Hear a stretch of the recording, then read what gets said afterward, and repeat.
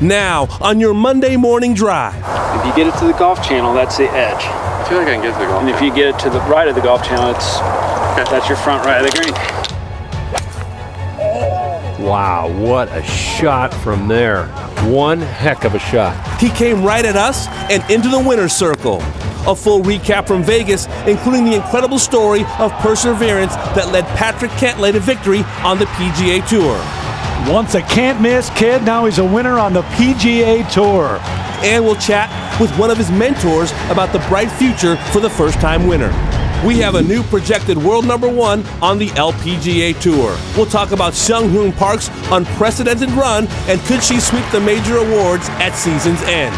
Our expert reveals all. And we're bringing you the shots of the weekend as we look back at the best in golf from around the globe. Wonderful stuff. I told you he knows how to play these holes. It's all right now on Morning Drive this Monday, November 6th, 2017.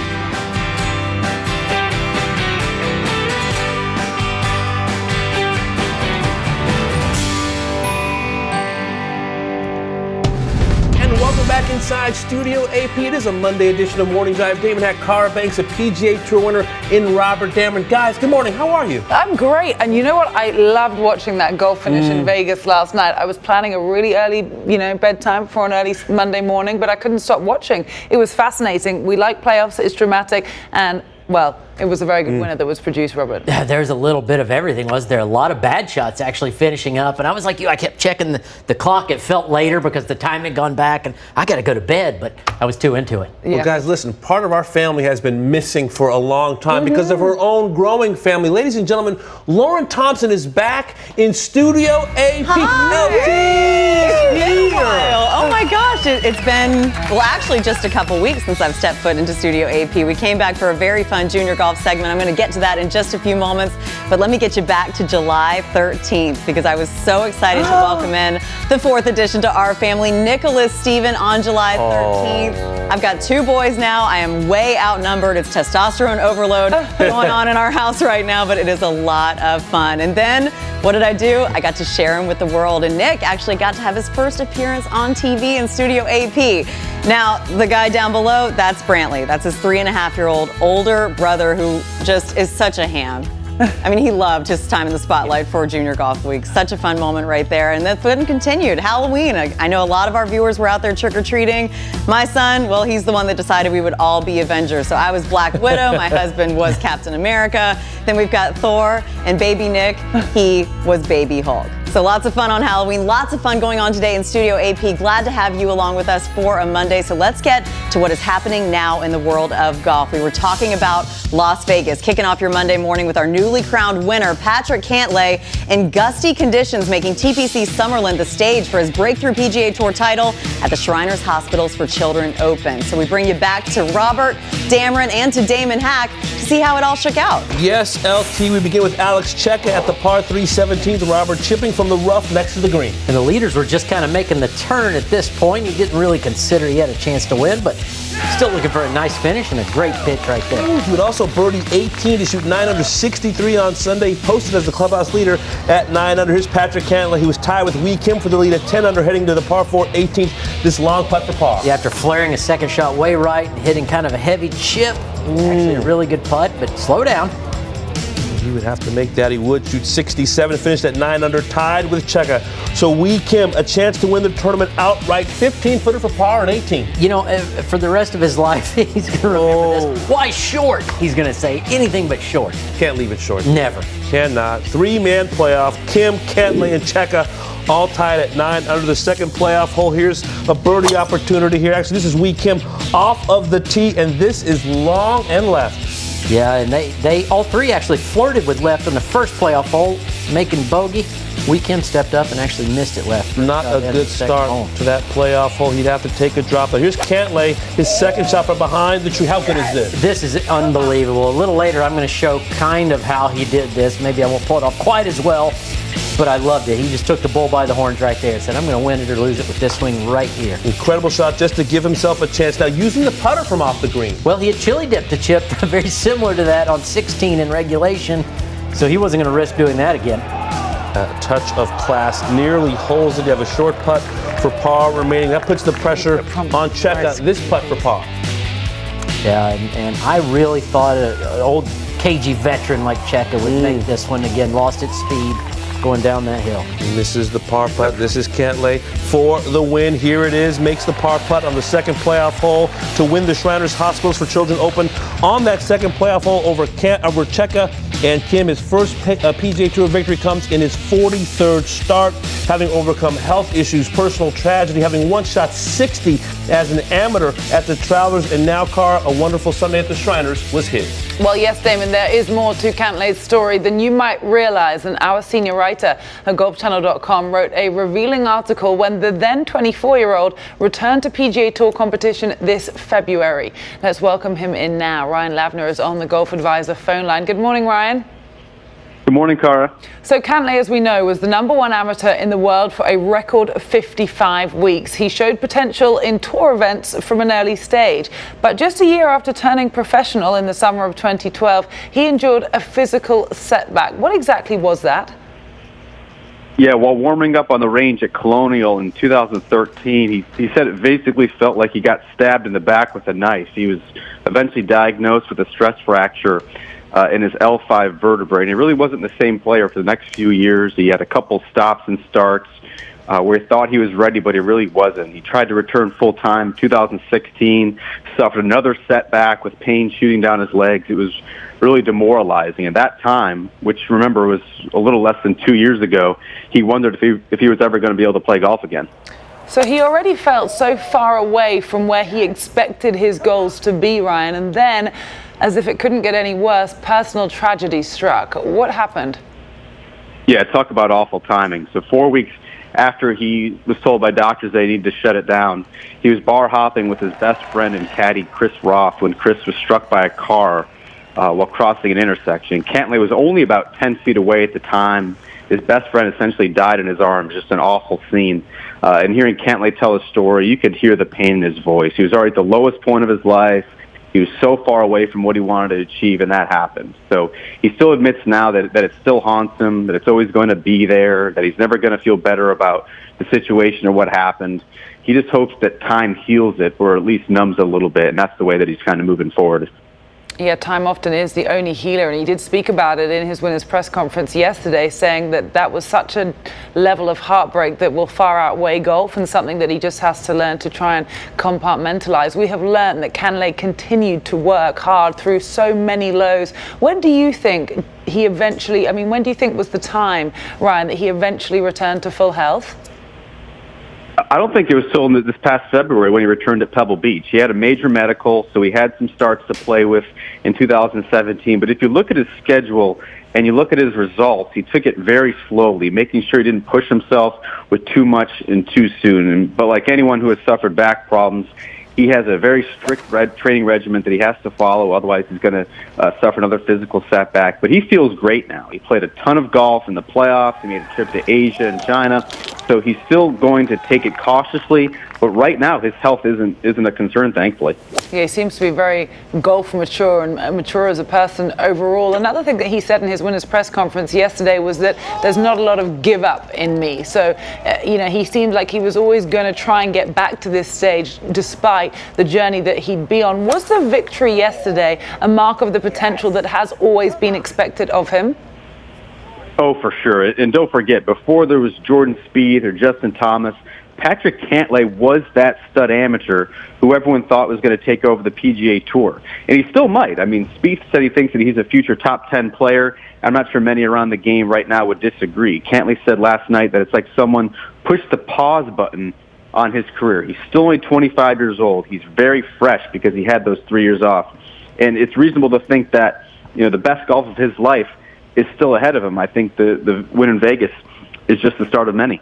Yeah, and fresh is good, as we know. He's got still so much more to achieve. I remember actually meeting him at the Walker Cup back in 2011, and he was, as you say, the stud. So really great to see and to hear that he has his career back on track. And we appreciate you phoning in this morning, Ryan. And if anyone hasn't read your article yet from February, we encourage everyone to do so on golfchannel.com. We'll speak to you soon, Ryan.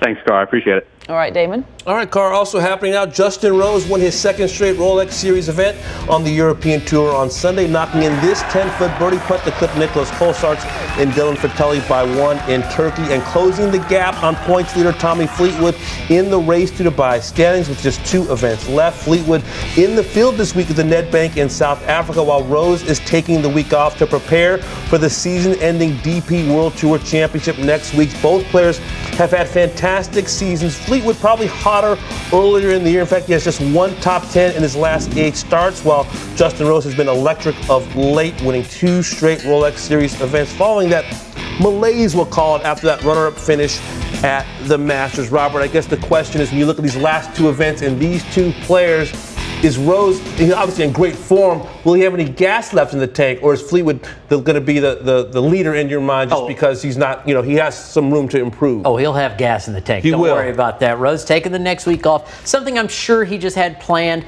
I would even venture a guess to say that Race to Dubai wasn't one of the top goals, let's say after the Masters. I think it was more majors related, because if it was really a top goal, I think he probably would go.